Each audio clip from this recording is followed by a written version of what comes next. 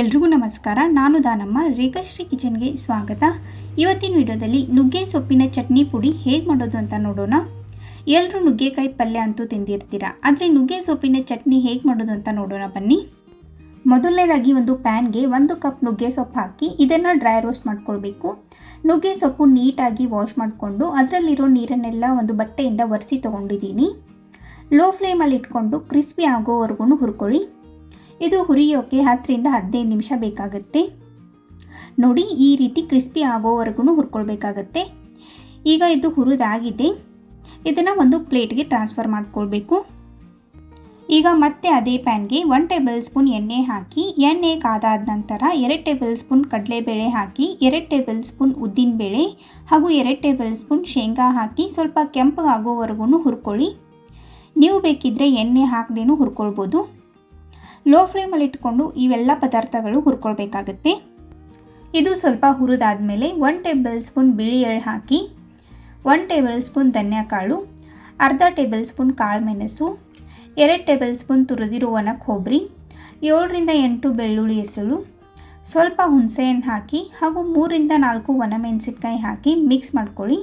ನೀವು ಖಾರ ಕಡಿಮೆ ತಿನ್ನೋರಾದರೆ 2 ಒಣಮೆಣಸಿನ್ಕಾಯಿ ಹಾಕಿ ಸಾಕಾಗುತ್ತೆ. ನೀವು ಮೆಣಸಿನ್ಕಾಯಿ ಬದಲು ಖಾರದ ಪುಡಿನೂ ಹಾಕ್ಕೋಬೋದು.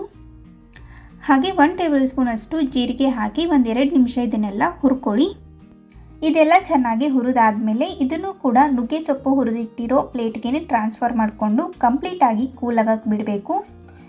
ಇದು ಕಂಪ್ಲೀಟಾಗಿ ಕೂಲಾದಮೇಲೆ ಇದನ್ನೆಲ್ಲ ಒಂದು ಮಿಕ್ಸಿ ಜಾರ್ಗೆ ಹಾಕ್ಕೊಳ್ಳಿ. ನಾನು ಮುಂಚೆನೇ ಹೇಳಿದ್ದೆ ಮೆಣಸಿನ್ಕಾಯಿ ಬದಲು ಖಾರದ ಪುಡಿ ಹಾಕ್ಕೋಬೋದು ಅಂತ. ಖಾರದ ಪುಡಿನ ನೀವು ಈ ಸ್ಟೇಜಲ್ಲಿ ಹಾಕ್ಕೋಬೋದು. ಈಗ 1/4 ಟೇಬಲ್ ಸ್ಪೂನ್ ಹಿಂಗೆ ಹಾಕಿ, ಅರ್ಧ ಟೇಬಲ್ ಸ್ಪೂನ್ ಅರಿಶಿಣದ ಪುಡಿ, ರುಚಿಗೆ ತಕ್ಕಷ್ಟು ಉಪ್ಪು ಹಾಗೂ 1 ಟೇಬಲ್ ಸ್ಪೂನ್ ಬೆಲ್ಲ ಹಾಕಿ ಗ್ರೈಂಡ್ ಮಾಡ್ಕೊಳ್ಳಿ. ಬೆಲ್ಲದ ಬದಲು ಸಕ್ಕರೆ ಕೂಡ ಹಾಕ್ಕೋಬೋದು. ಈಗ ಸ್ವಲ್ಪ ಟೇಸ್ಟ್ ಮಾಡಿ ನೋಡಿ. ಉಪ್ಪು ಖಾರ ಏನಾದರೂ ಕಡಿಮೆ ಅನಿಸಿದರೆ ಮತ್ತೆ ಸ್ವಲ್ಪ ಹಾಕಿ ಇದನ್ನು ಗ್ರೈಂಡ್ ಮಾಡ್ಕೊಳ್ಳಿ. ಈ ರೀತಿ ತರಿಯಾಗಿ ಗ್ರೈಂಡ್ ಮಾಡ್ಕೊಂಡಿದ್ದೀನಿ. ಈಗ ನುಗ್ಗೆ ಸೊಪ್ಪಿನ ಚಟ್ನಿ ಪುಡಿ ರೆಡಿ ಇದೆ. ನೀವು ಇದನ್ನು ಒಂದು ಏರ್ ಟೈಟ್ ಕಂಟೈನರಲ್ಲಿ 1 ತಿಂಗಳವರೆಗೂ ಸ್ಟೋರ್ ಮಾಡಿ ಇಟ್ಕೊಳ್ಬೋದು.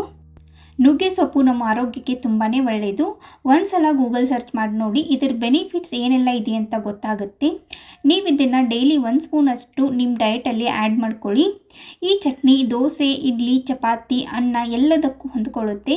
ಬಿಸಿ ಬಿಸಿ ಅನ್ನಕ್ಕೆ 1 ಸ್ಪೂನ್ ತುಪ್ಪ ಹಾಗೂ ಈ ಚಟ್ನಿ ಹಾಕಿ ತಿನ್ನಿ, ಸೂಪರ್ ಆಗಿರುತ್ತೆ. ನಿಮಗೆ ಈ ರೆಸಿಪಿ ಹೇಗೆ ಅನಿಸ್ತು ಅಂತ ಕಮೆಂಟ್ ಸೆಕ್ಷನಲ್ಲಿ ಖಂಡಿತ ತಿಳಿಸಿ. ವಿಡಿಯೋ ಇಷ್ಟ ಆದಲ್ಲಿ ಲೈಕ್ ಮಾಡಿ, ಶೇರ್ ಮಾಡಿ ಹಾಗೂ ಸಬ್ಸ್ಕ್ರೈಬ್ ಮಾಡಿ. ಮತ್ತೆ ಸಿಗೋಣ ಮುಂದಿನ ವಿಡಿಯೋದಲ್ಲಿ.